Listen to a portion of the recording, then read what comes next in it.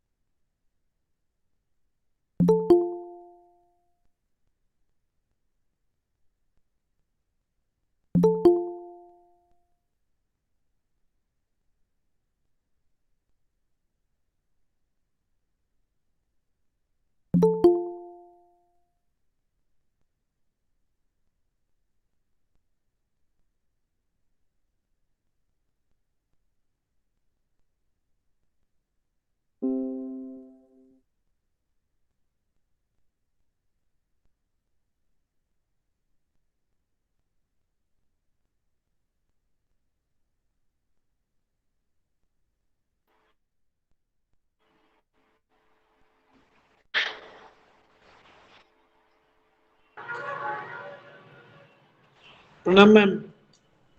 रंजीत को प्रणाम जितने मैम। से प्रणाम मैम। सबको नमस्कार। नमस्ते मैम। जितने भी हमारे शोध छात्र जुड़े, आप सभी नमस्ते मैम। अपना माइक म्यूट कर लें। प्रणाम मैम। जितने भी शोध छात्र जुड़े हैं, आप लोग माइक को म्यूट कर लें। आवाज अच्छी आएगी। आपके बीच हमारे रिसोर्स पर्सन अब जुड़ रहे हैं। ಎಲ್ರಿಗೂ ನಮಸ್ಕಾರ।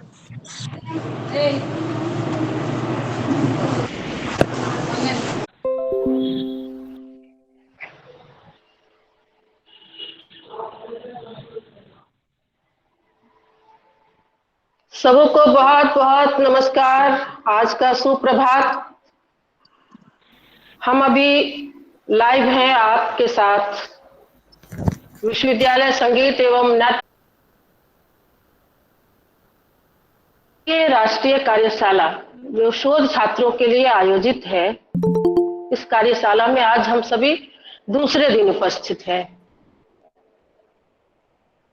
कल भी आपने प्रोफेसर सुधा सहगल जी से बहुत ही महत्वपूर्ण विषय पर उनका व्याख्यान सुना। उन्होंने जो मार्गदर्शन दिया, आप उससे रूबरू हुए।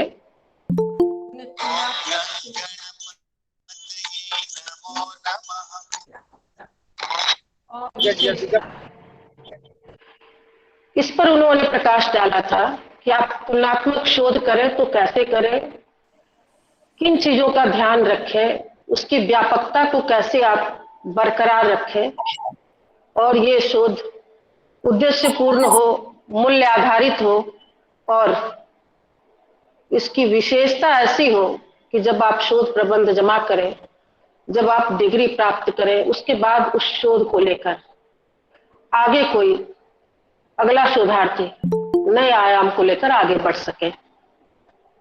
5 दिवसीय इस राष्ट्रीय कार्यशाला का यही उद्देश्य है कि जितने भी शोधार्थी यहाँ जुड़ रहे हैं, बहुत शोधार्थी अभी 94 में यहाँ देख रही हूँ।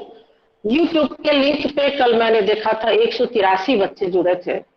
बहुत ही हर्ष का विषय है कि हमारे शोध छात्र, हमारे छात्र इतने जागरूक हैं और बहुत सारी जगहों से बहुत शिक्षक जुड़े थे जिन्हें शोध के प्रति रुचि है। अभी मैं देख रही थी हमारे बीच प्रोफेसर मुकेश गर्ग जी जुड़े हैं। सर, हम आपका बहुत बहुत सादर अभिनंदन अपने इस संकाय और अपने विभाग की ओर से करते हैं। आपका हमेशा मार्गदर्शन मिलता रहता है किसी न किसी रूप में, और आपके व्याख्यान से हम सभी बहुत कुछ सोचने को मजबूर होते हैं और आप झकझोरते हैं तो एक नई दिशा मिलती है। हम अपने विभाग की ओर से आपका बहुत बहुत स्वागत और अभिनंदन करते हैं। साथ ही जितने भी अन्य राज्यों से शिक्षक जुड़े हैं, अध्येता जुड़े हैं, उन सबों को भी मैं नमस्कार करती हूँ।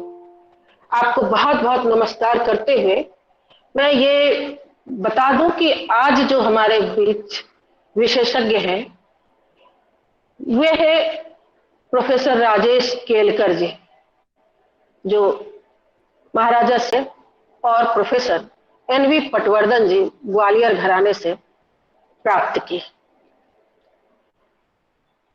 इन्होंने बहुत सारे कार्य किए हैं। Ministry of external affairs, government of India में वे एज ए गुरु और एज ए परफॉर्मर उन्होंने साउथ अमेरिका की यात्रा की। इसके अलावा उन्होंने कई फेलोशिप लिए हो रहा हैं है। गणेश बोल अपने देश के अंतर्गत। आपके साइड से उन्होंने बहुत सारे कई फेलोशिप उन्होंने लिया है। फेलोशिप लेने का मतलब ही है कि संगीत के क्षेत्र में उन्होंने बहुत ही उत्कृष्ट योगदान दिया है। इसके अलावा all India radio, Doordarshan, ICCR के अंतर्गत उन्होंने 15 देशों की यात्रा भी की है और बहुत जगहों पर इन्होंने अपना परफॉर्मेंस दिया है।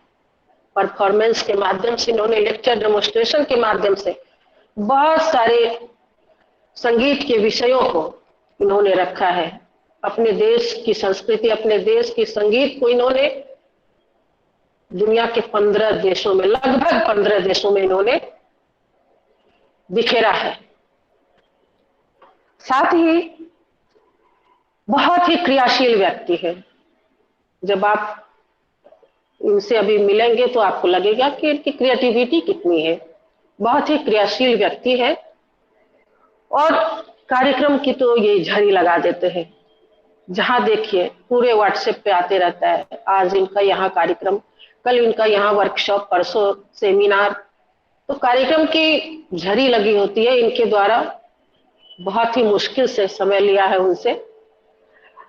और जिस महत्वपूर्ण विषय पर कल हमारे कुलपति और माननीय प्रति कुलपति दोनों ने जिस विषय को रखा था उद्घाटन सत्र में, उन्हीं विषयों में से इन्होंने अपना विषय लिया, जो आज शोध के लिए बहुत ही आवश्यक हो गया है। बिना उसके आप अपने शोध प्रबंध को जमा नहीं कर सकते, आप उसको स्तरीय नहीं बना सकते, अपनी ओर से आप अपनी क्रिएटिविटी को नहीं डाल सकते, आप जो अध्ययन कर रहे हैं उन चीजों को नहीं डाल सकते,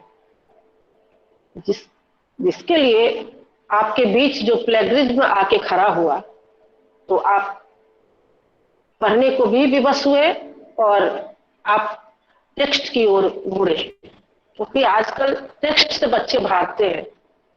हम सभी अपने यहाँ भी देखते हैं और भी जगह टेक्स्ट से बच्चे भागते हैं। टेक्स्ट पढ़ना चाहिए। टेक्स्ट में बहुत सी ऐसी चीजें हैं, जैसे छोटे बच्चों की +2 तक की किताबें, एनसीईआरटी एक हंगामा बना रहता है, क्योंकि वो एनसीईआरटी ही जो है एक बड़ी पूंजी है जिसके अंदर से ही सारे सवाल आते हैं। उसी तरह यदि हम टेक्स्ट को धारण करें, टेक्स्ट को पढ़ें, तो शोध के बहुत सारी चीजें हमें मिलेगी।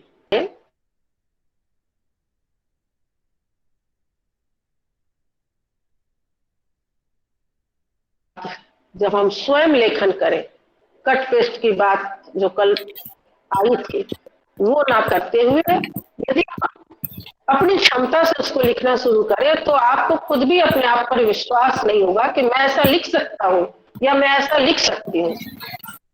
आप में वो क्षमता है, उस क्षमता को जगाने के लिए ही ये वर्कशॉप रखा गया है। तो मैं ये जानना चाहती हूँ, सर आप जुड़ गए हैं? केलकर सर आप जुड़ गए? हेलो। हाँ जी, मैं जुड़ गया हूँ। नमस्कार। जी जी जी जी, मैं अपने विभाग और अपने संकाय और विश्वविद्यालय की ओर से आपको बहुत बहुत स्वागत और अभिनंदन करती हूँ। मैंने आपका बहुत ही संक्षिप्त परिचय दिया है, क्योंकि आपका परिचय बहुत विस्तार है।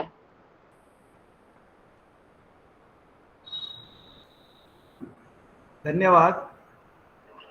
और क्योंकि बीच बहुत कम ही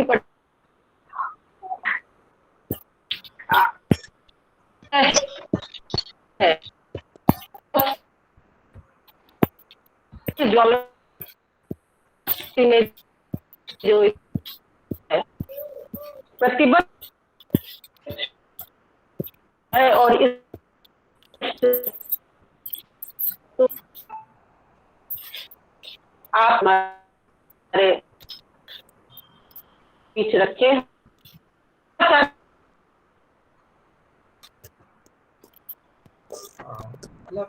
क्यों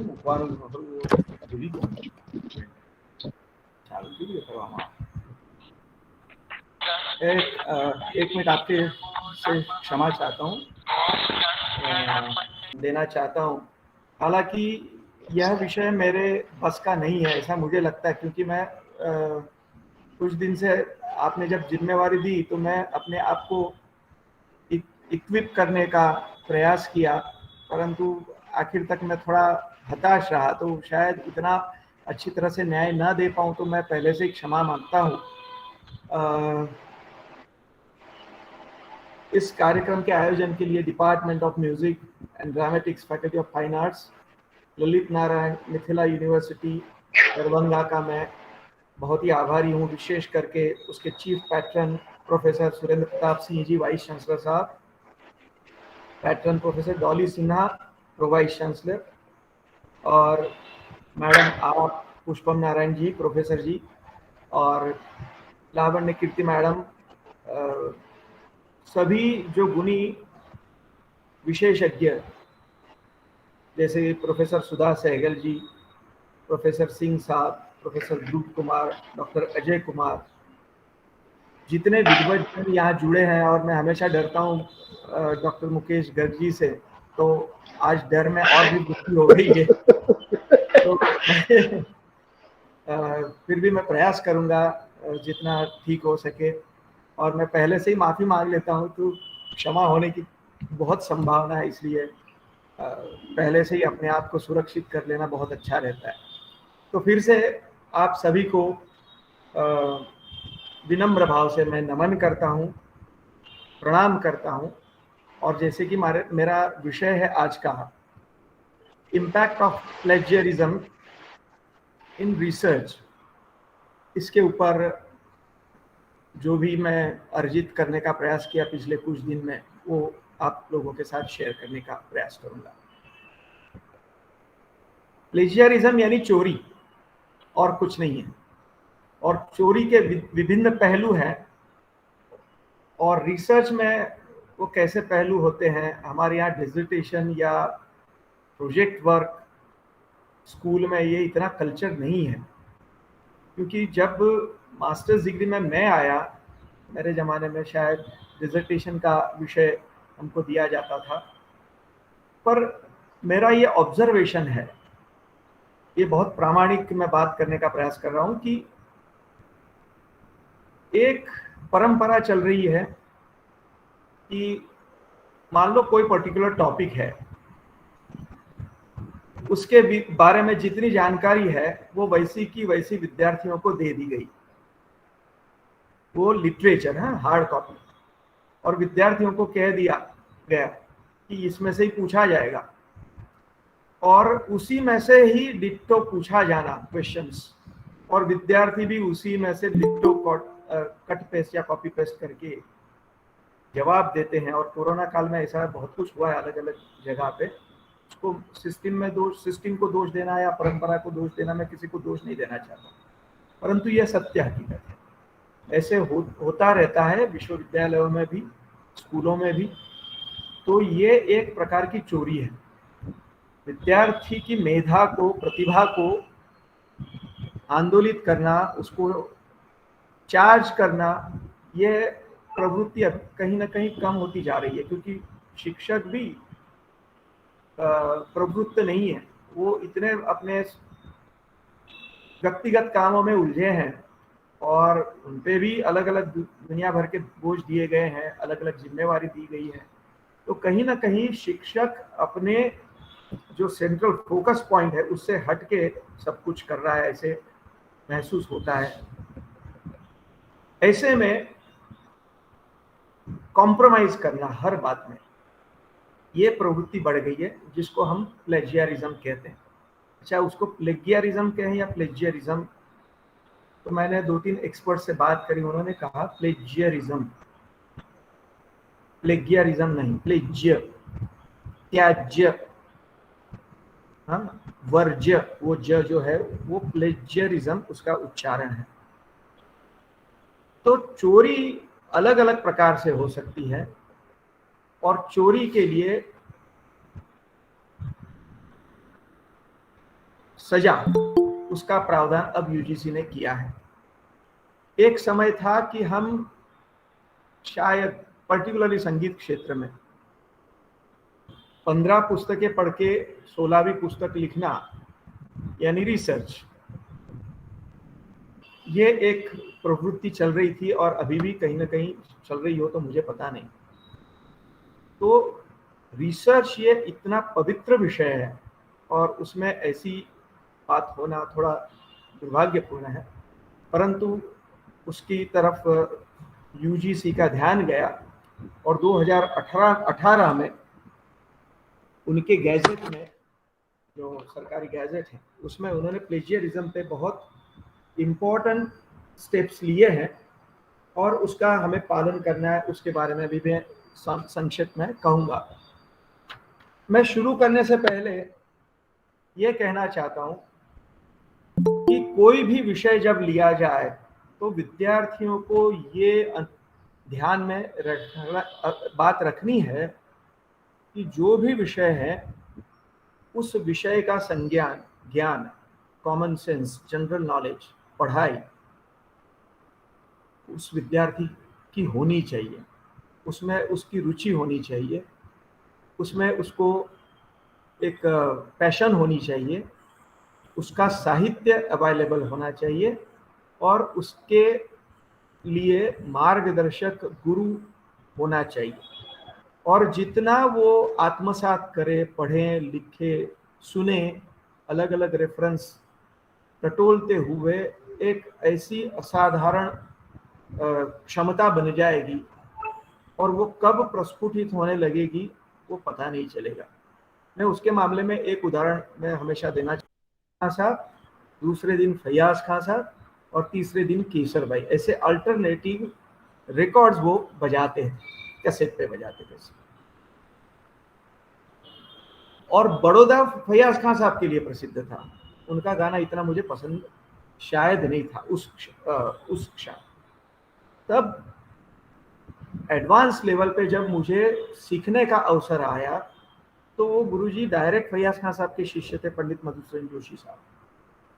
और जब मैं सीखने लगा, उनकी एक एडवांस आयु थी और मैं सीखने लगा तो उसकी बारीकियां मुझे पता चलने लगी। तब उस गाने का इंटरप्रिटेशन, मेरा करने का अंदाज डेवलप होने लगा और वो गाना भी मुझे बहुत पसंद आने लगा। अभी ये जो पैराडाइम शिफ्ट है वो ना केवल मैं बायस होने की वजह से, ना ये किसी को लगने की संभावना है, क्योंकि मैं अनबायस था जब तक मैं गुरुजी के पास नहीं सीखा था। मेरा जो अंडरस्टैंडिंग था उस आधार पर मैं इवैल्यूएट करता था। इससे ये कहने का तात्पर्य नहीं है कि कौन सा कलाकार महान है और कौन सा नहीं है।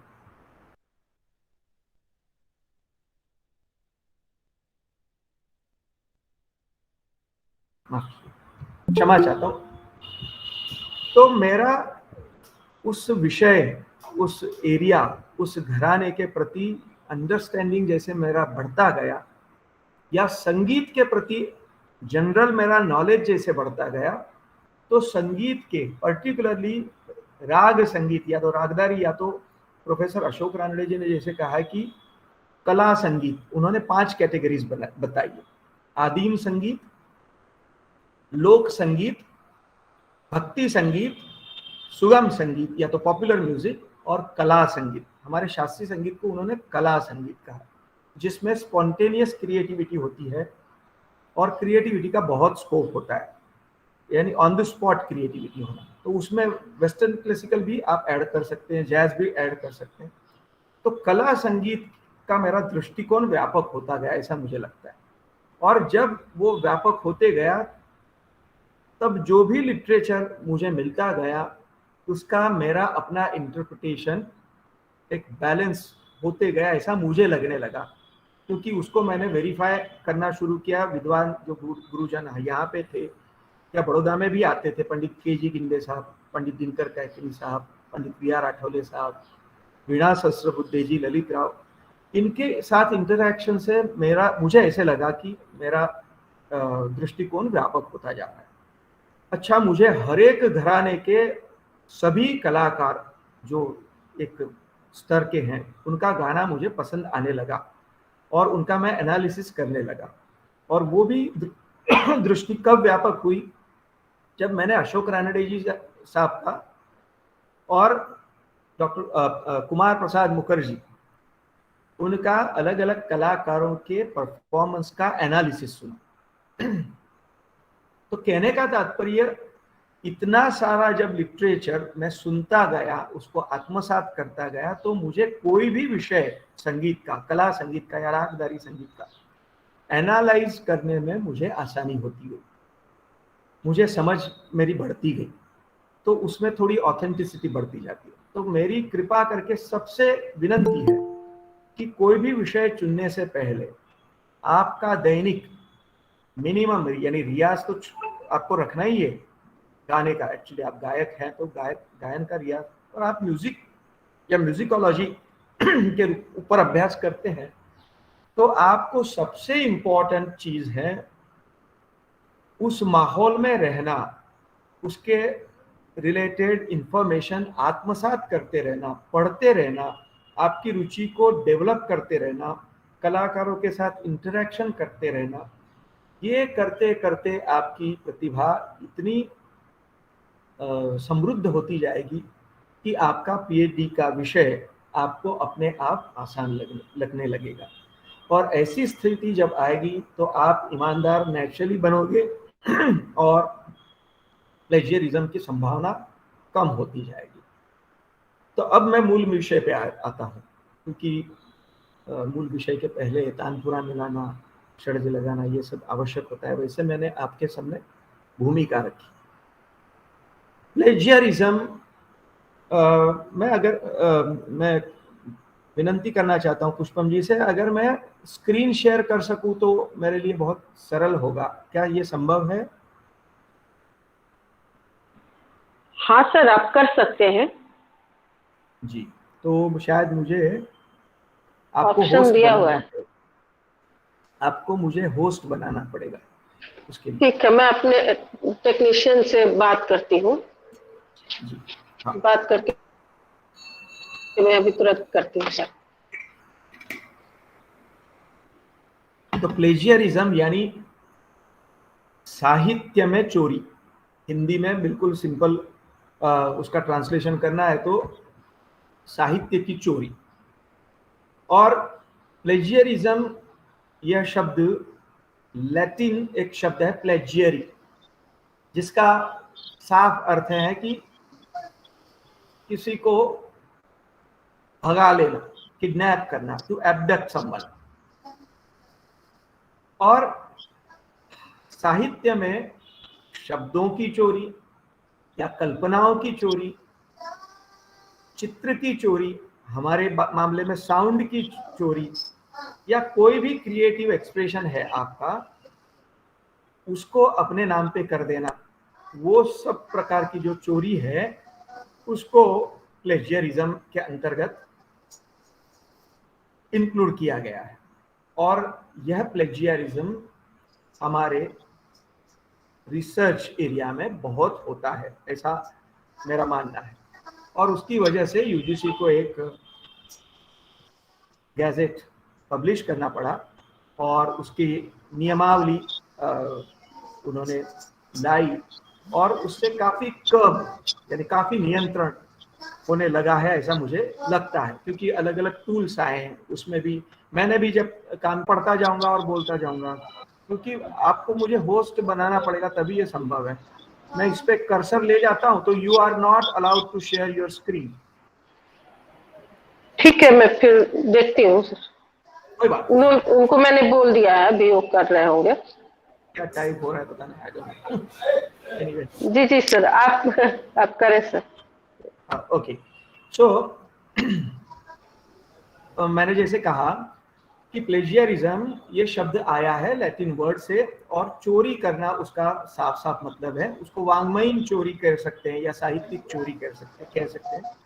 और ऑक्सफोर्ड डिक्शनरी ने उसको कहा है कि द एक्शन और practice of plagiarising is the wrongful appropriation of stealing and publication as one's own, खुद का ही है ऐसा मानकर उसको पब्लिश कर देना, but is actually not so. It is copied from someone's idea, someone's artistic expression, and is being claimed by oneself as his or her as own of the ideas and expressions. तो ये plagiarism की एक व्याख्या है। और plagiarism में अलग अलग प्रकार है। उसको हम कहेंगे कि एक इंटेंशनल एंड अनइंटेंशनल वर्क, जानबूझकर की गई चोरी या अनजाने में की गई चोरी। इसमें दो यानी प्रकार में उसको कैटेगराइज किया गया है। तो उसमें भी अलग अलग प्रकार है इंटेंशनल चोरी में, कि एक तो किसी का वर्क जो है वो सीधा कॉपी पेस्ट करके उसको छाप दिया, किसी का परचेस करके, यानी वो साउंड की बात में करूं तो बाइंग एंड बोरोइंग, फिर किसी का है, उसको पब्लिश किया पर उसकी परमिशन नहीं ली, वो भी एक प्रकार का इंटेंशनल हुआ। प्रॉपर डॉक्यूमेंटेशन अगर नहीं किया, कट पेस्ट किया इलेक्ट्रॉनिक सोर्सेज से विदाउट प्रॉपर डॉक्यूमेंटेशन, और ऐसे अनेक प्रकार जो है वो इंटेंशनल हेतु पूर्वक की गई चोरी है। उसमें किसी को बिना क्रेडिट दिए आप अपने नाम से उसको कर देते हैं। तो उसको अलग अलग कैसे प्रकार से करना चाहिए, उसको क्रेडिट कैसे करना चाहिए, वो आप सब जानते हैं, पर फिर भी मैं उसको अपने हिसाब से बताने का प्रयास करूंगा। ठीक है। दूसरा एक प्रकार है अनइंटेंशनल, क्योंकि एक शब्द है अंग्रेजी में पैराफ्रेजिंग, उसमें खुद का अर्थघटन करके उसको रीऑर्गेनाइज करना। तो वो करते हुए अस्त व्यस्त कुछ पैराफ्रेजिंग होता है, उसका कोई अलग अर्थ भी निकल सकता है और हम क्रेडिट नहीं देते हैं। डॉक्यूमेंटेशन करने का एक पुअर तरीका होता है, अच्छा तरीका नहीं होता है, वो भी अनइंटेंशनल। फिर आप इलेक्ट्रॉनिक सोर्सेस को यूज नहीं कर पाते हैं और उससे क्या बोलते हैं कि वो उसका इंक्लूजन नहीं होता है अपने रिसर्च। फिर फेलिंग टू डॉक्यूमेंट और साइट प्रॉपर्ली, जब कोई किसी का कोट है तो उसको कोटेशन में इन्वर्टेड कॉमा में लिखकर उसको साइट करना है, फुटनोट प्रॉपर देना है, बिब्लियोग्राफी में उसको मेंशन करना है, अगर टेलीफोनिक टॉक हुआ है तो उसको मेंशन करना है, तारीख उसकी मेंशन करना है। तो ये सब जो बातें हैं वो अगर आप भूल जाते हैं तो इट्स अनइंटेंशनल। और कई बार क्या होता है कि इतना ज्यादा हम कोट करते जाते हैं कि अपना ओरिजिनल कुछ नहीं रहता और वो सब कोटिंग मिला के ही कुछ कंक्लूजन निकाल के हम खत्म कर दिए। तो इस तरह का जो रिसर्च होता है उसका कोई एप्रिसिएशन नहीं, कोई वैल्यू नहीं है। देन इसमें एक मैंने मुद्दा लिखा है कि failing to use your own voice, यानी आपकी आइडियाज का उसमें इंक्लूजन ही नहीं है। एक विषय लिया, एक क्वेश्चन दिया, 10 लोगों को आपने क्वेश्चन उसके पूछे, उसके अलग अलग जवाब आए, पर आपका उसमें विचार नहीं लिया। और विचार इसलिए नहीं रखा क्योंकि आपके विचार है नहीं, आपकी पढ़ाई नहीं है, आपका उस विषय में इतना ज्यादा इन्वॉल्वमेंट नहीं है। उसकी बदौलत हुआ ये कि आपके विचार का रिप्रेजेंटेशन उसमें नहीं है और उसका डॉक्यूमेंटेशन भी प्रॉपरली नहीं है, उसकी नोट्स प्रॉपरली नहीं है। अच्छा, आपका खुद का इंटरप्रिटेशन अलग अलग बातों के आधार पर भी हो सकता है, और जो इंटरप्रिटेशन है और कोई ऐसी हकीकत है उसको आप जोड़ के उसको जस्टिफाई करने का, उसको क्या बोलते हैं, सत्य के रूप में स्थापित करने का प्रयास कर सकते हैं, पर वो प्रयास नहीं होता है। उसकी वजह से मजा नहीं आता और रिसर्च में कोई उतना क्या बोलते हैं ऑथेंटिसिटी नहीं रहती। एक मैं अपनी बात बताऊं कि बचपन से मैंने कुछ कॉम्पोजिशन सुने थे कि जो आगरा घराने की कॉम्पोजिशंस है, फिल्म में आई है या नाट्य संगीत में आई है, या तो अपने बांग्ला नजरुल गीति जो है उसमें आई है, रविंद्र संगीत में आई है। और फॉर एग्जाम्पल डर लागे बरसे बदरिया, ये गाना आभा कुमारी, प्लीज आभा कुमारी जी आप साइलेंट मोड पे रखिए, सब अपना म्यूट कर दीजिए, अदरवाइज मेरा फोकस नहीं रह पाएगा और वैसे भी मैं डरा हुआ हूँ। Thank you. तो कहने का तात्पर्य, जब मैंने वो सुना गाना डर लागे बरसे बदरिया, लता जी ने गाया हुआ है और म्यूजिक है एस.एन. त्रिपाठी जी का, सूर मल्हार में। वैसी 2-3 कंपोजिशंस मराठी नाट्य संगीत में है और उसका सोर्स है पंडित भास्कर राव बखरे। ठीक है। तब मेरी एक धारणा बनी थी कि आगरा घराने में कंपोजिशंस का एक बहुत बड़ा संग्रह है, उसका प्रभाव कहीं ना कहीं अलग अलग पॉपुलर म्यूजिक में पड़ा है और उसकी कंपोजिशंस बनती गई है। बट उसको मैं ऑथेंटिकेट कैसे कर सकता हूँ? मैं सिर्फ लिख दूं तो उसका कोई मतलब नहीं। तो उस्ताद यूनुस हुसैन खान साहब की मृत्यु के कुछ दिन पहले मेरी मुलाकात बड़ौदा में उनकी हुई। 1990s, मिड 1990s की बात कर रहा हूँ, अराउंड 94 की बात हो सकती है, आई एम नॉट श्योर। तब उनका एक lecture demonstration series Khairagarh university में हुआ था, उसका मैं डॉक्यूमेंटेशन कर रहा था प्रोफेसर आर.सी. मेहता साहब की के आदेश पे। तब मैंने देखी कि इतनी सारी कंपोजिशंस उसमें है। उन्होंने कहा कि ये नत्थन खां साहब की बंदिश है, डर लागे ऊंची अटरिया, और उसकी ओरिजिनल बंदिश उन्होंने बर से बदरिया इस तरह से बताई। फिर मेरे एक दोस्त ने, जो कि बांग्लादेश का था, उसने फैयाज खान साहब की जो रचना है मोरे मंदिर अब लो नहीं आए, उसको बांग्ला में एक गाना है नजरुल गीति का, मेघो मेदुरो बोरो शाय को थाए तुम्हें फूलो छोराए कांदे बोनो भूमि। फिर मराठी नाट्य संगीत में गरजत आए, जो बड़ा ख्याल है सूर मल्हार का, उस पर अनृतची गोपाला।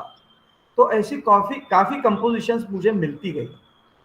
अब ये कहना कि आगरे से ये सब बना, उसके लिए कुछ आधार चाहिए। तो मुझे कुछ ग्रंथ मिले जिसमें उल्लेख किया कि ये भास्कर राव बखले ने बंदिश दी है।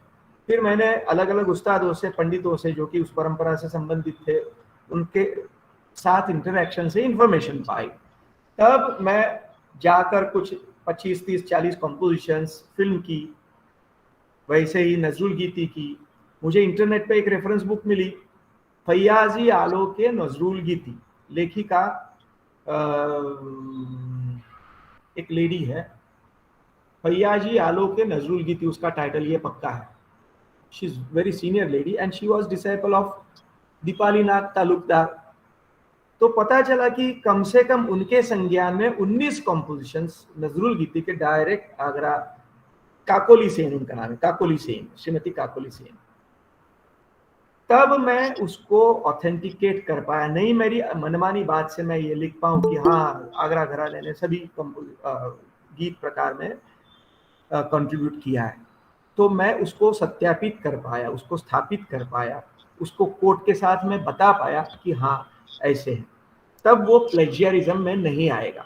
तो ऐसे करके मेरा प्लेजियरिज्म का परसेंटेज डाउन जा सकता है। तो आपको क्रेडिट देना, वो चाहे इंटेंशनल या अनइंटेंशनल हुआ, वो आइडेंटिफाई हुआ, तो उसके लिए सॉल्यूशन क्या है, वो अलग अलग सॉल्यूशन की भी मैं बात करूंगा आपके साथ। वो सॉल्यूशन लाने से, प्रॉपर क्रेडिट देने से, प्रॉपर साइटेशन करने से आप उससे मुक्ति पा सकते हैं। उसके अलग अलग तरीके हैं, उसके अलग अलग टूल्स हैं, उसके बारे में मैं एक्चुअली मैंने वो इस पे लिखा था। हाँ, मुझे लगता है कि I can present now. Okay okay, great.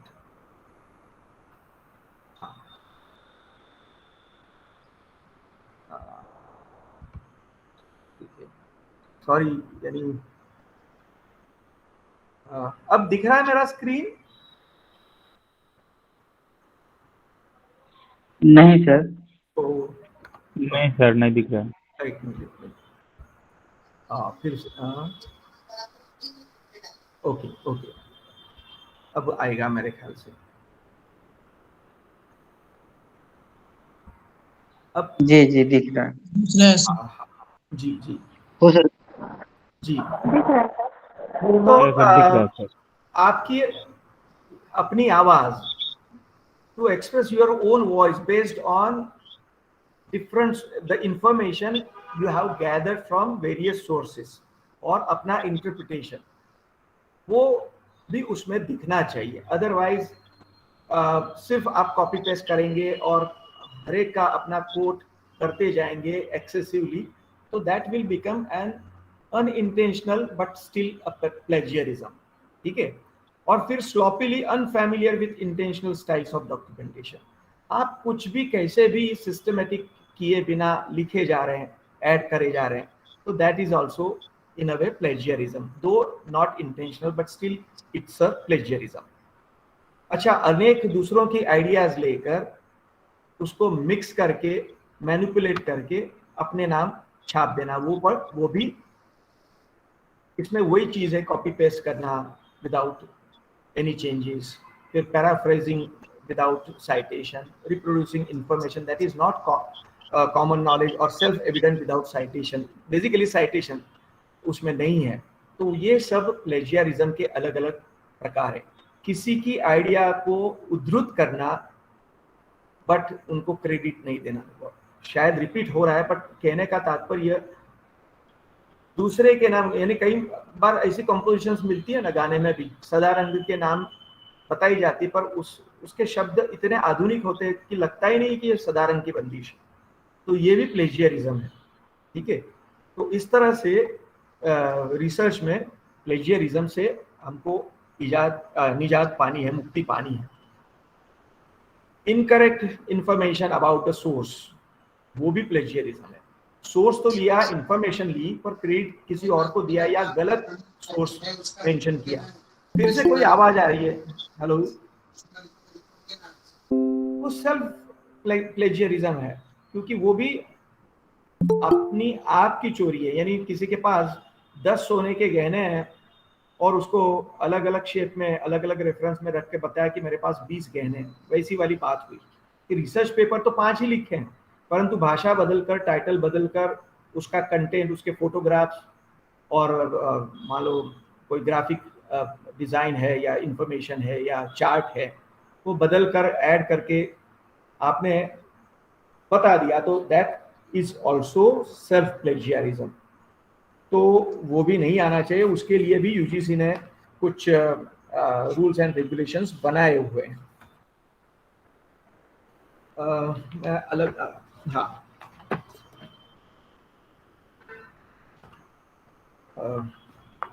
यहाँ पे भी मैंने लिखा हुआ है, अगेन रिपीट हो रहा है, अलग अलग सोर्सेज से मैंने इंफॉर्मेशन गैदर की है, तो वो संभावना है।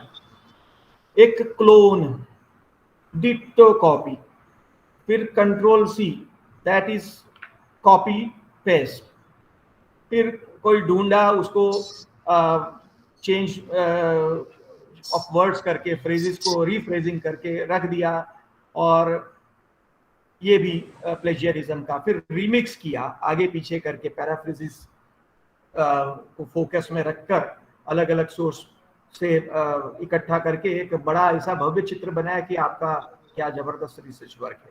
फिर हाइब्रिड, 2 अलग अलग कॉम्बिनेशंस, और फिर जैसे मैंने कहा स्लॉपीली आप काम करेंगे तो mix copies material in very unorganised form will mash up your work, और साइटेशंस जो है ही नहीं और फिर भी आपने उसको साइट किया, तो 404 एरर वाली बात होगी। रीट्वीट, अगेन किसी का ओरिजिनल वर्क, उसको वैसे के वैसे आपने रख दिया।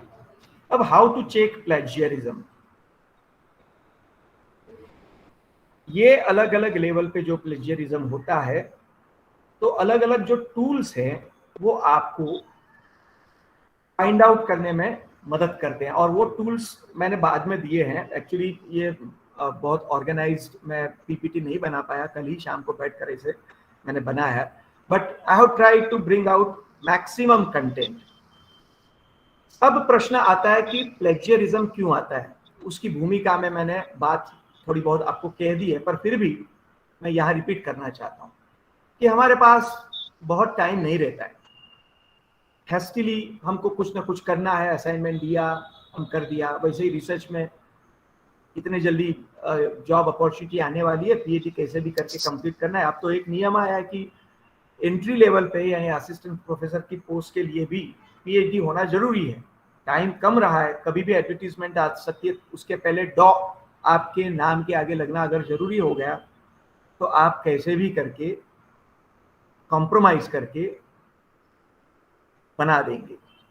तो ये प्लेजियरिज्म के लिए एक प्रेरणा का कारण हो सकता है।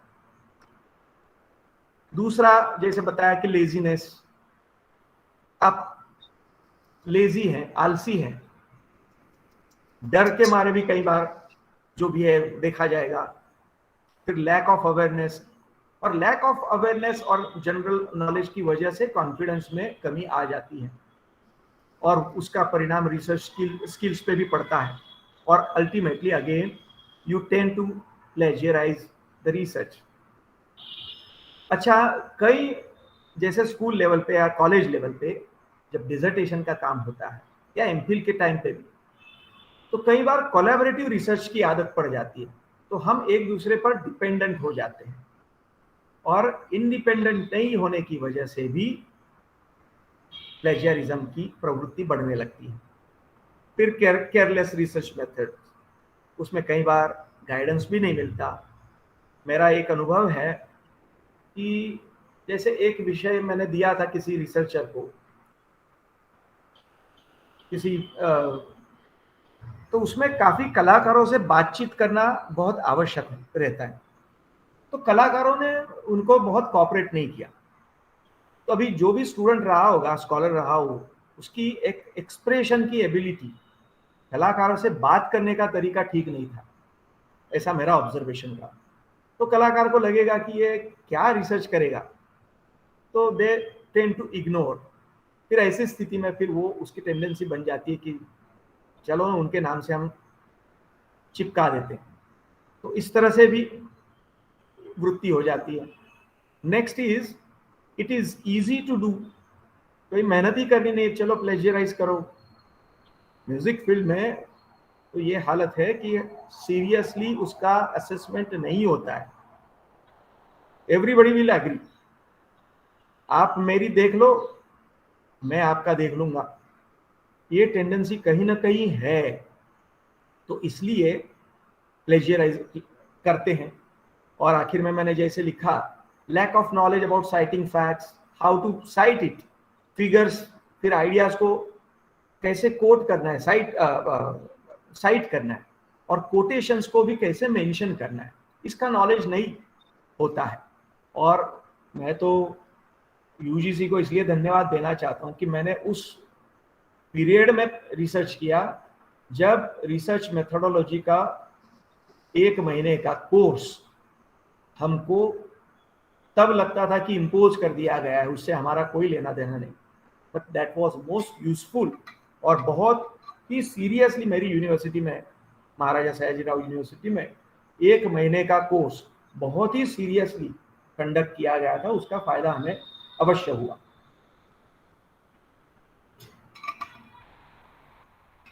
पानी पी लेता हूं, थैंक यू। तो रिसर्च करना इज नॉट अ जोक। आपकी पढ़ाई रिसर्च मेथड्स के लिए पूरी प्रॉपर फॉर्मल औपचारिक ट्रेनिंग ये बहुत ही आवश्यक है, और वो करनी ही चाहिए, ऐसा मुझे लगता है। Why plagiarism is bad? Obviously, it is a kind of scam. It is a theft. It's a corruption. It's an act of cheating. ये जो मुद्दे लिखे हैं, यदि चोरी को कोई जस्टिफाई कर ही नहीं सकता, तो plagiarism is a bad act, उसमें कोई दो राय नहीं हो सकती।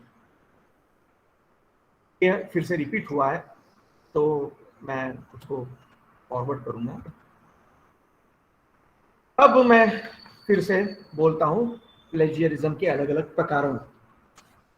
तो इसमें मैंने लिखा है डायरेक्ट प्लेजियरिज्म, उसमें एक्सप्लेन भी किया है, कॉपिंग ऑफ होल पैराग्राफ्स और no longer passage from other source is done without quotation marks, inverted comma में लिखते हैं और फिर उसके नीचे साइट करते हैं, तब वो डायरेक्ट प्लेजियरिज्म है। And this type of plagiarism can be detected easily by using plagiarism checking software and comparing similarity index. दूसरा है पैराफ्रेज प्लेजियरिज्म, ठीक है। तो उसमें दूसरे का काम विदाउट साइटिंग तो करता है, शब्द बदलता है, पर उसका शब्दों का चुनाव और वाक्यों की रचना ऐसी होती है कि वो स्वयं व्यक्त करती है कि ये चोरी है। पूरे के खोल भी फटे वटे जो भी है। जी नहीं नहीं, वो हेलो। ये किया है क्या बाहर, वो मैडम का बस हेलो, वो ये किया कोई क्या बोल रहा है बीच में? बाहर आउट ऑफ किया क्या, राइट ऑफ?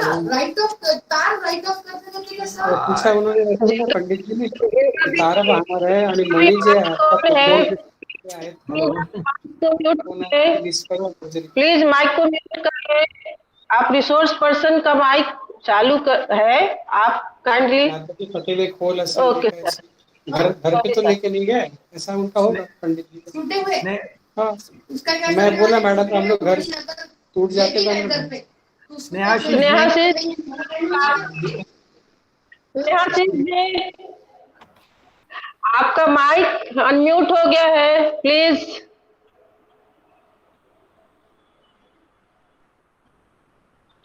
ठीक है, हाँ, ओके, सॉरी।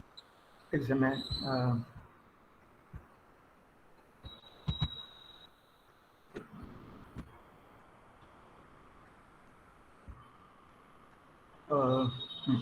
तो डायरेक्ट प्लेजियरिज्म की बात करी, फिर पहला पैराफ्रेज प्लेजियरिज्म, फिर मोजाइक प्लेजियरिज्म।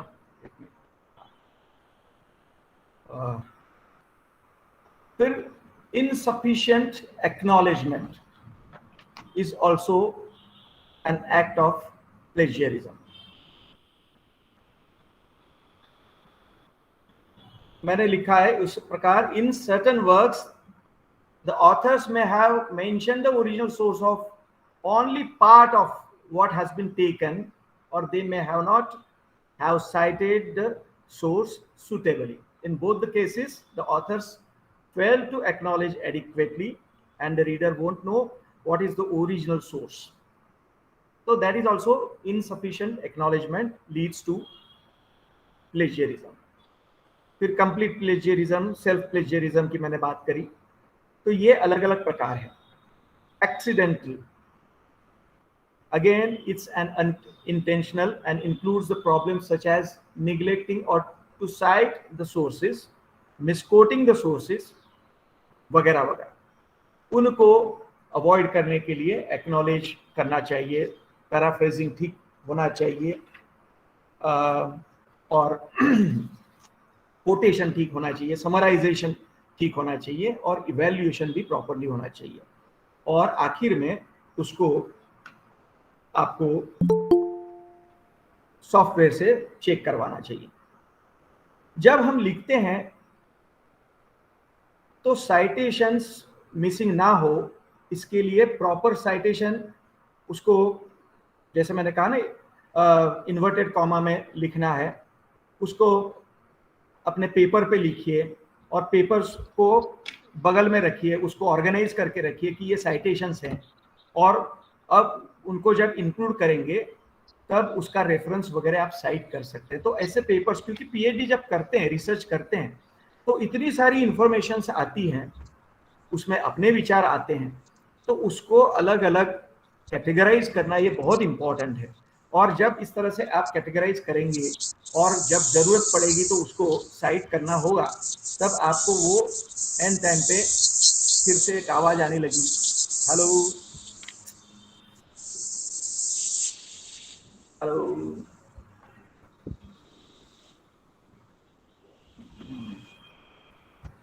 हाँ गई आवाज, फिर से गई।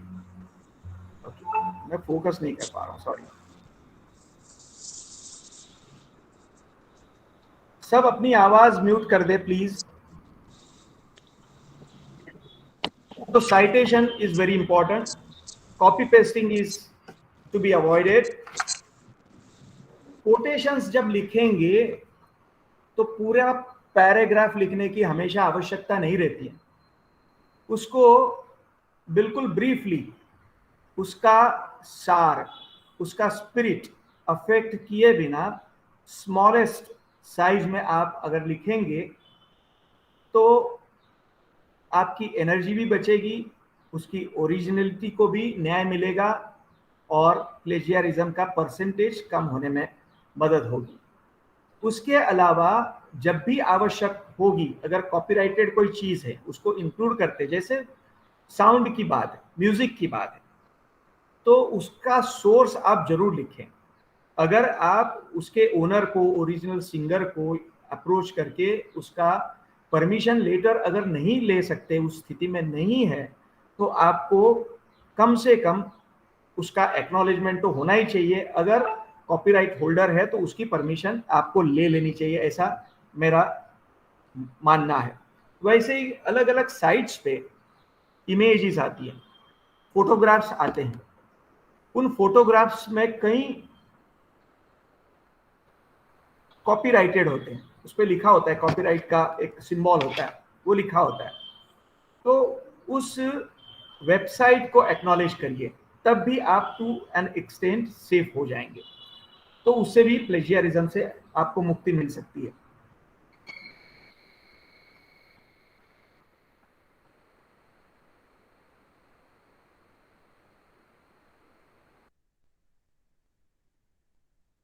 जब भी आपके साथ कोई रिसर्चर्स और स्टूडेंट्स अगर हो इन्वॉल्व, तो उनको भी एक्नॉलेज करने का मत भूलिए। ये एक मेरी ऑब्जर्वेशन है। और आजकल एक हुआ है ना कि को ऑथर को भी और पीएचडी गाइड को भी पॉइंट्स मिलते हैं, तो हर एक रिसर्च पेपर आएगा तो उसमें 3-3 लोग ऑथर्स होते हैं। वो एक्चुअली उन्होंने कंट्रीब्यूट किया होता है या नहीं पता नहीं, पर हर एक को एपीआई स्कोर में अच्छे पॉइंट्स मिलते हैं। तो उस स्थिति में कहीं ना कहीं उनका एक्नॉलेजमेंट अगर आ जाए तो भी उस रिसर्च पेपर की ऑथेंटिसिटी में बढ़ोतरी होती है। अब कॉन्सिक्वेंसेस ऑफ प्लेजियरिज्म, यूजीसी ने कुछ गाइडलाइंस तय की है और उस आधार पर हमारे कॉन्टेक्स्ट में, भारतीय परिदृश्य में क्या क्या सजा हो सकती है, उसके अलग अलग उन्होंने लेवल्स तय किए, स्तर तय किए हैं। इसमें मैंने कॉन्सिक्वेंसेस में एक जनरल कॉन्सिक्वेंसेस, परिणाम जो है कि स्टूडेंट्स का रेपुटेशन खराब होता है, प्रोफेशनल रेपुटेशन खराब होता है, एकेडमिक इंस्टीट्यूशंस का भी रेपुटेशन खराब होता है। एक दो किस्से ऐसे हुए थे, एक बड़ौदा की ही एक मेडिकल कॉलेज है, उसके बहुत ही प्रतिष्ठित सीनियर प्रोफेसर मेडिकल साइंस के, उनके काफ़ी कोर्ट्स को और वर्क को किसी ने टोटल प्लेजराइज किया था किसी अलग स्टेट में। उस स्टेट का नाम मैं नहीं बताना चाहता हूँ क्योंकि उससे कुछ क्या बोलते हैं, मानहानि नहीं हो किसी की, ये मेरा आशय। तो वो इतना ज़्यादा वो फाइट चली, आखिर में वो पूरा रिसर्च कैंसिल हुआ और जिस भी व्यक्ति ने वो काम किया था उनके, यूँ समझ लीजिए, लाइफ के बहुत ही इम्पोर्टेंट 5 साल व्यर्थ गए। तो ये कॉन्सिक्वेंसेस का हिस्सा हो सकते हैं। तो जो अलग अलग साहित्यिक चोरी के मामले में दंड के प्रावधान किए गए हैं, तो उसमें ऐसा है कि 10% तक अगर समानताएं होती हैं तो उसका कोई दंड नहीं है, उसमें कोई पनिशमेंट नहीं, इम्पीचमेंट या पिनलाइजेशन नहीं। फर्स्ट लेवल जो है उसमें 10% से 40% तक अगर समानता आती है तो मैन्यूस्क्रिप्ट को वापस भेजा जाना, ये सजा का प्रावधान है। 40 से 60% अगर हो तो इंक्रीमेंट भी स्टॉप हो जाता है। पांडुलिपि तो यानी मैन्यूस्क्रिप्ट तो वापस उनको की जाती है और उसका जो इवैल्यूएशन करता है उनको भी सजा होती है। और 60% से ज़्यादा अगर कोई समानता पाई जाती है तो यहाँ पे 3 प्रावधान है, पांडुलिपि वापस देना, फिर इंक्रीमेंट में भी उसका परिणाम भुगतना पड़ता है और 3 वर्ष तक एक्सपर्ट के तौर पे उनकी अपॉइंटमेंट नहीं हो सकती है। और अगर ये रिपीटेशन बार बार होता है तो उनको टर्मिनेट भी किया जा सकता है। तो इतने अलग अलग प्रावधान, इतनी सारी सजाएं, उनका प्रावधान यूजीसी ने किया हुआ है। तो ये कोई बहुत आदर्श स्थिति नहीं है। प्लेजियरिज्म से हमें मुक्ति पानी चाहिए और उसके स्पेसिफिक जब आप रिसर्च करते हैं तो किस किस में प्लेजियरिज्म है, उसका गाइडेंस आपके पीएचडी गाइड से ज़्यादा कोई नहीं कर सकता ऐसा, क्योंकि वो उस रेफरेंस को, उस पर्सपेक्टिव को अधिकतर से जानते हैं। यहाँ पे मैंने कुछ पॉइंट्स फिर से लिखे, उसमें से कुछ रिपीट हो सकते हैं। उसमें to understand what is plagiarism, to be familiar in the area that you are talking about, to restate the subject to yourself a couple of times, उसका मंथन होना बहुत आवश्यक है। Reference of course and sources, अगर आपको doubt लगता है तो गाइड को कंसल्ट करके योग्य व्यक्ति को क्रेडिट देना, कॉपीराइट का अंडरस्टैंडिंग, किसको साइट नहीं करना ये भी इंपॉर्टेंट है। तो इस तरह से अनेक अनेक उपाय हो सकते हैं कि जिससे प्लेजियरिज्म से आप मुक्ति पा सकते हैं। यहाँ पे एक मैंने कोट किया है कि कुछ एग्जाम्पल्स है टू अवॉइड प्लेजियरिज्म, ठीक है। तो उसमें सोर्स उसने यूज किया है, तो स्टूडेंट उसमें उसका एक क्या बोलते हैं एब्स्ट्रैक्ट लिखता है, और नीचे आप देखिए इन्वर्टेड कॉमा में उसने लिखा हुआ है, the wind erosion problems of the southern great plains did not occur because farmers grew too much wheat, but because the drought prevented them from growing hardly any wheat at all from 1932 to 1940। ये उसका abstract है, gist है, ऊपर जो source use किया है उसका। तो उसने पैराफ्रेजिंग बहुत बढ़िया किया है, सोर्स को यूज किया है, इन्वर्टेड कॉमा में भी लिखा है, प्रॉपर साइटेशन किया है, और एपीए के रेफरेंस के अनुसार उसने पूरा क्रेडिट दिया है। So that way this is not a plagiarism because the quoted material is enclosed in quotation marks, and because the source is cited correctly and completely, this is not an incident of plagiarism। तो ये एक उदाहरण, ऐसे अनेक उदाहरण दिए जा सकते हैं, परंतु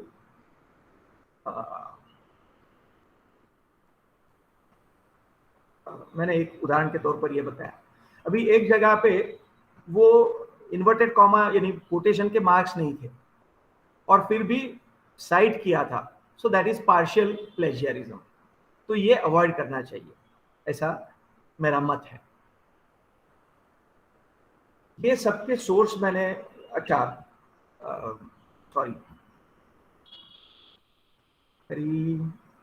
इसमें कुछ जब आप डायरेक्टली कोट करते हैं तो पर्सन्स का name near the quote in your notes should be there. Select those direct quotes that make the most impact in your paper, और ऐसे उसको कलेक्ट करके रखिए। उस व्यक्ति का नाम क्रेडिट देते समय to be mention in the beginning of quote और इन द मिडल समवेयर और एट द एंड। मेरे हिसाब से एट द एंड रखना ज्यादा सार्थक रहेगा। Put quotation marks around the text, that is very important, और indicate added phrases in brackets, और जो ओमिटेड है उसको इक्लिप्स के साथ आप मेंशन कर सकते हैं। So this will help you in getting rid of plagiarism. और उसमें पेज नंबर्स रेफरेंस में एग्जैक्ट आप लिखिए. So these are some, when you, some tips when you quote directly. Now indirectly. Sorry. Keep the person's name near the text in your notes. आप जब करते रहते हैं तब इकट्ठा करिए और उसको फिर पेपर में लिखिए. Rewrite the key ideas using different words and sentence structure than the original text. तो paraphrasing की मैं बात कर रहा हूँ वो वही है. Mention the person's name either at the beginning, वो फिर से वही repeat हुआ, and make sure कि आपने जो लिखा है वो ओरिजिनल से थोड़ा हटके है पर उसका स्पिरिट डैमेज नहीं हो रहा है. ठीक है।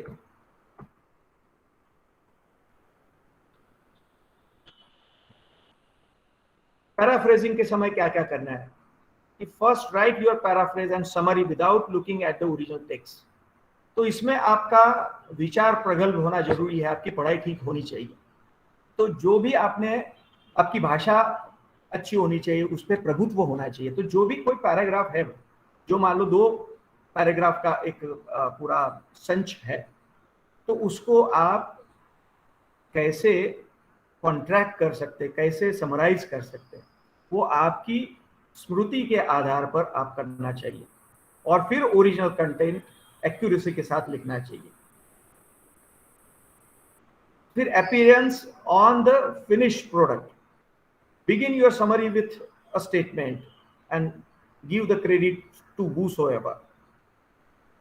Or put any unique words or phrases that you cannot change or do not want to change in quotation mark.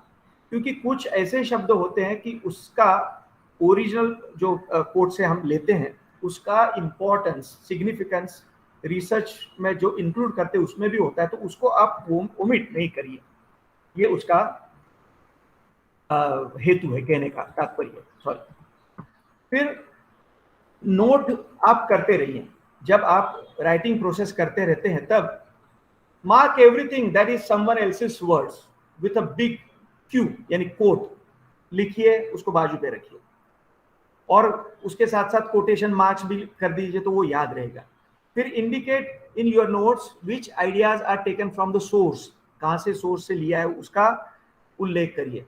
And which are out of your own insights, तो मी लिख दीजिए, ये आपके रेफरेंस के लिए, ठीक है। फिर record all the relevant documentation information in your notes and ensure that you note exact page number in the reference। तो ऐसे करते करते आप प्लेजियरिज्म से मुक्ति पाने के लिए उस रास्ते पर चल पड़ेंगे, ठीक है। ये कुछ मुद्दे हैं, मैंने पहले रिफर में कर चुका हूं, तो उसको मैं रिपीट नहीं करूंगा। कुछ मैंने जो साइट्स पे गया उसमें से कुछ मैंने यहाँ पे शेयर की हैं।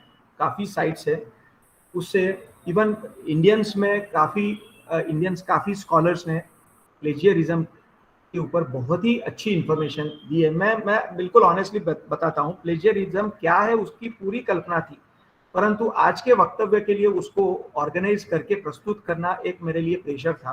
तो मैं शायद इतने व्यवस्थित रूप से मैं नहीं कर पा रहा हूँ, तो उसके लिए मैं क्षमा चाहता हूँ। परंतु एक कल्पना मेरी स्पष्ट हुई है कि किस किस लेवल पे प्लेजियरिज्म हो सकता है, किस किस तरीके से उससे आप मुक्ति पा सकते हैं, उससे हेल्प लेने के लिए क्या क्या बोलते हैं चेकर्स हैं, और क्या क्या बेस्ट सॉफ्टवेयर्स है जिसके जरिए आप अपना research paper with least errors, with least plagiarism लिख सकते हैं।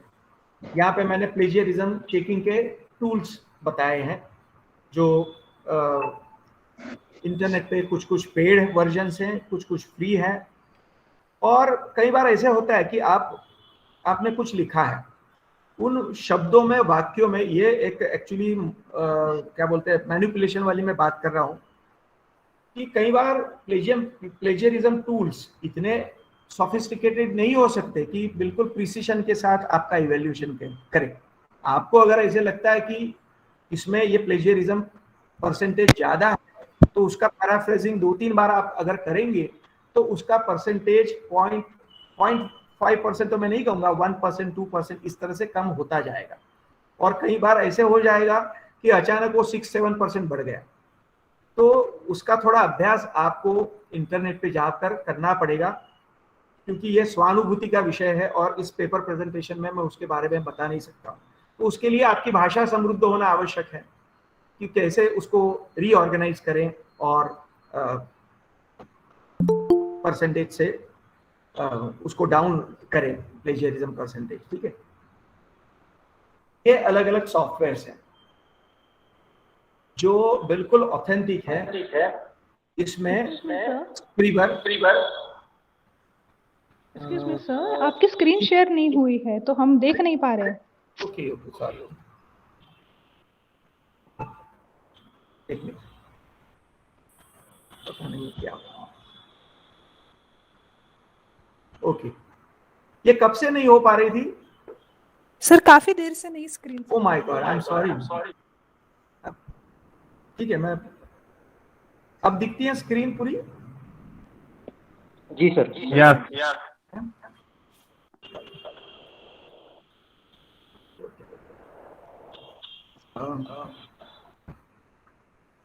मैंने उसमें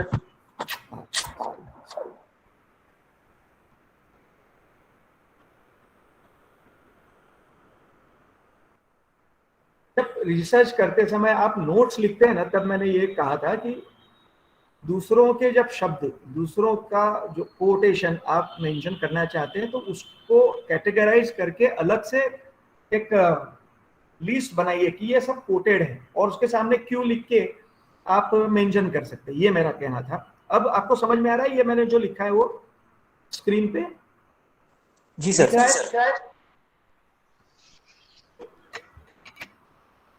क्योंकि क्या होता है, रिसर्च करते तो इतना लिटरेचर आपको मिलता है, तो छन्नी से आपको उसको साफ करते करते, एब्स्ट्रैक्ट उसका लेते लेते जो बेस्ट इंक्लूड करना है वो रह जाता है। अब वो जब आप ऐड करने जाते हैं तब भी आप काफी कंफ्यूज होते हैं। तो इसके लिए पहले से आप इंफॉर्मेशन जितनी गैदर करेंगे उसको बढ़िया से कैटेगराइज करके आप रखेंगे दिमाग करके, तो बहुत आपको हेल्पफुल हो सकता है। उसके लिए मैंने ये बनाया था। जो भी ऑडियो विजुअल फॉर्म जो भी है उसको भी वैसे कैटेगराइज करिए। और अगर आपकी इनसाइट से कुछ आपने लिखा है तो उसमें ये शब्द आप अपने आप से लिख सकते हैं, तो आप बड़े परेशान हो जाते हैं। तो ये ना हो, उसके लिए ये सब व्याप आपको करने पड़ेंगे। ये मेरी एक सिफारिश है आपको। Record all the relevant documentation information in your notes and ensure note exact page numbers in the reference। ठीक है। और कुछ practices में avoid copying when you take notes, use your own words when taking notes। Make sure that you write down the full reference of sources including the numbers of page। Keep track of citations, full references, page numbers, quotations। उसको लिखने की भी एक practice, उसका भी रियाज आपको करना पड़ेगा, क्योंकि उसका सीक्वेंस भी बहुत इंपॉर्टेंट है।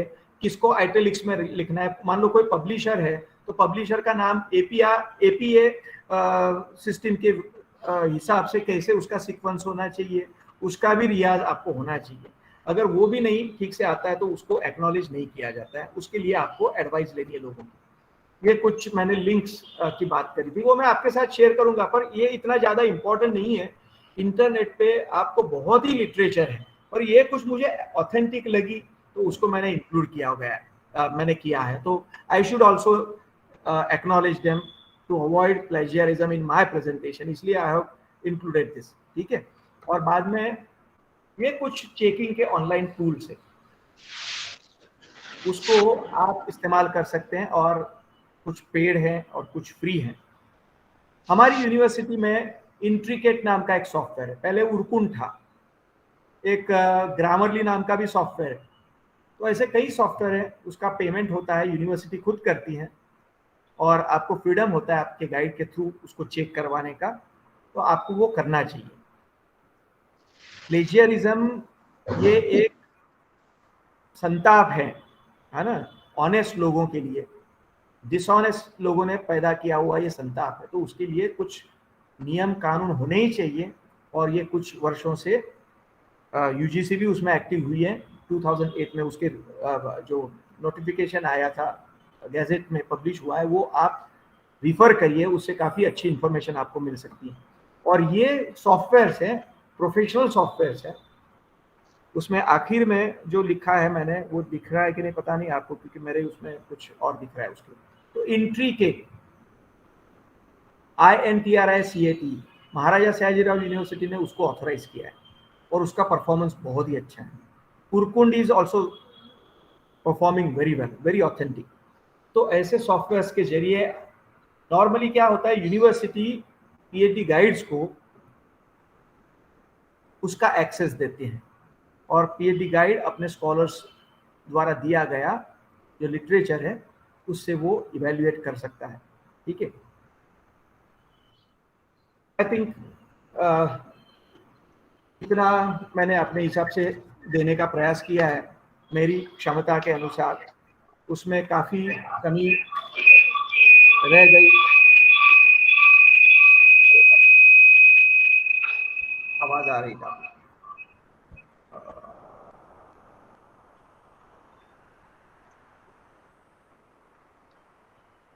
तो मैंने जो भी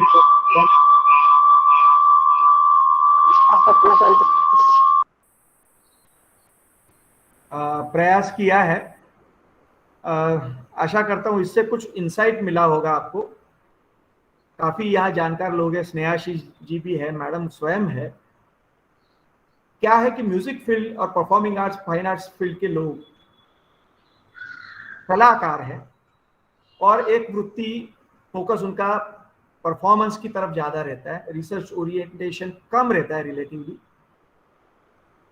तो ये संभावना उनमें बहुत ज़्यादा हो जाती है कि रिसर्च में थोड़ी कमी कहीं ना कहीं रहने की संभावना रहती है।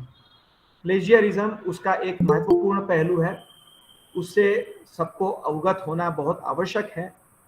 मैंने अपनी बुद्धि के अनुसार जितना हो सके आप लोगों के साथ शेयर करने का प्रयास किया। मैंने एक्चुअली काफ़ी उदाहरण, कोटेशंस, अगर ऐसी स्थिति हो तो क्या किया जा सकता है, वैसे मैं किया था, परंतु समहाउ आई डोंट नो, यानी वो ओपन नहीं हो रहा है, उसकी फाइल कुछ, उसका फॉर्मेट कुछ, मैं जिस कंप्यूटर से आपको प्रेजेंट कर रहा हूँ उसमें वो मैच नहीं हो रहा है, तो उसके लिए मैं क्षमा चाहता हूँ। पता नहीं मैं कितना न्याय दे पाया हूँ, जो भी गलती हुई होगी उसके लिए मैं दिल से क्षमा मांगना चाहता हूँ। Thank you. बहुत बहुत आभार और धन्यवाद प्रोफेसर राजेश केलकर जी।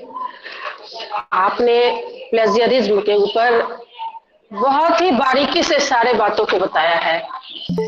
कहाँ से आप शोध आरंभ करें, कहाँ से आप सिनॉप्सिस शुरू करें, और रिसर्च पेपर वो भी आप कैसे लिखें, कैसे आप रेफरेंस लिखें, किस प्रकार आप पुस्तकों का अध्ययन करें और उस मटेरियल को आप कैसे लिखें। आपने बहुत सारे टेक्निकल टर्म्स में उन चीजों को रखा है। आप जितना डर कर बात कर रहे थे वैसी बात थी नहीं। मुझे पता था कि आपके पास अपार भंडार है, समय हमारे पास कम है।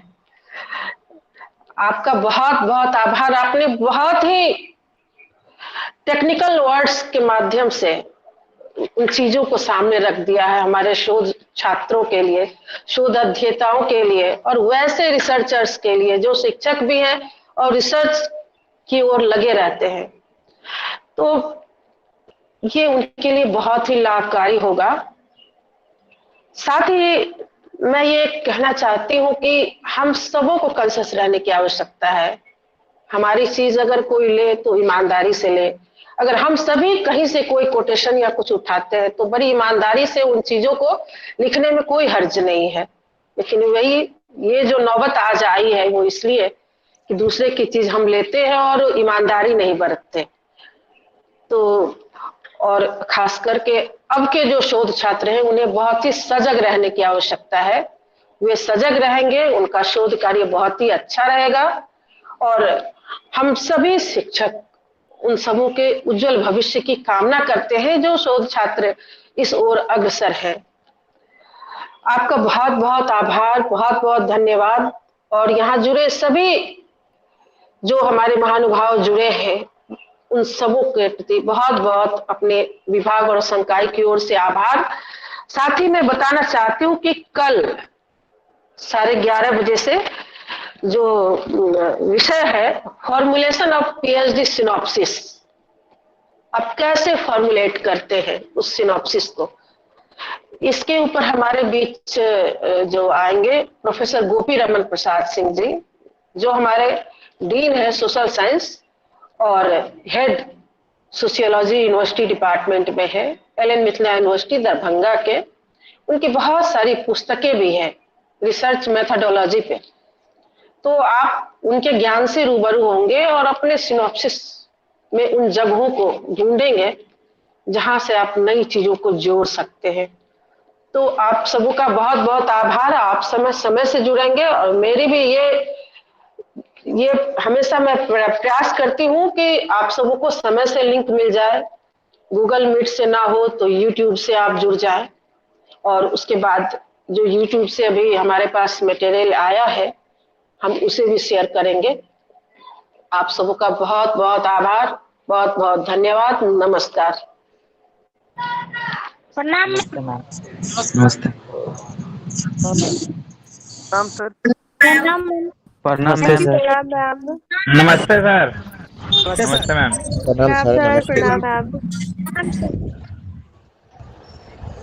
प्रणाम सर, नमस्ते सर। प्रणाम sir. Thank you so much to all of you. Thank you so much to all of you.